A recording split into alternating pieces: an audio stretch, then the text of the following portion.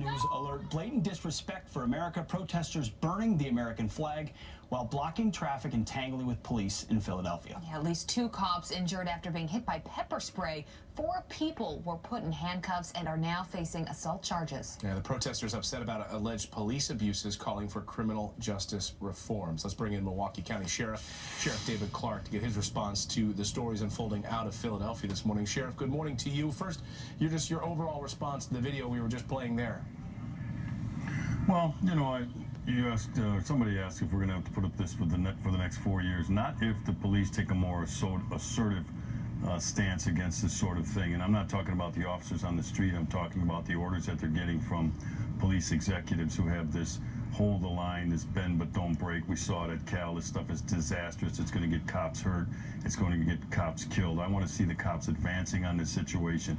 And as soon as the first fire is started, as soon as the first brick or rock or battery is thrown at an officer or vandalism starts to occur, I want to see the police advancing and dispersing the crowd. It is unreasonable for us to determine who are the peaceful protesters versus the resistors. This is a resistance movement.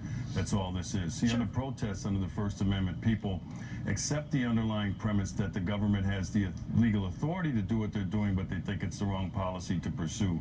Under resistance, they try to block the government's lawful authority to carry out the policies that have been set forth by either Congress or the courts or the President of the United States. Sheriff, why are the police already not taking a stronger stance? Is this a local decision with police chiefs deciding when they want to intervene or not and giving in to protesters or not? Or is this something that can be directed to take a stronger stance?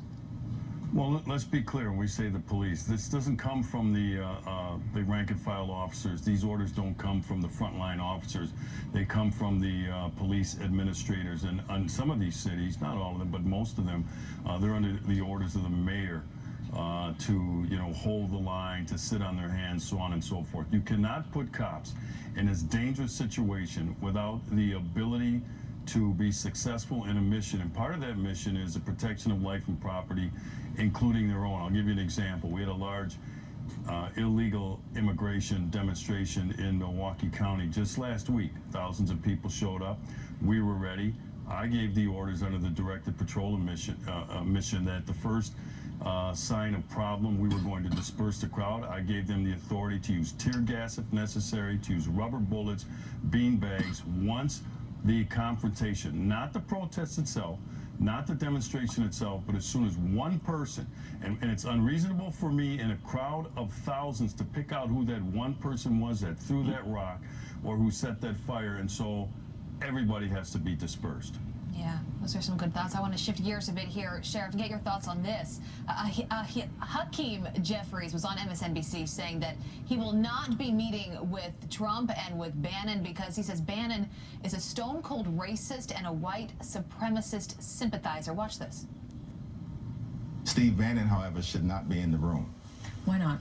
Well, listen, he's a stone-cold racist and a white supremacist sympathizer. It'd be hard for me to participate in any meeting with Steve Bannon that normalizes his presence in the White House.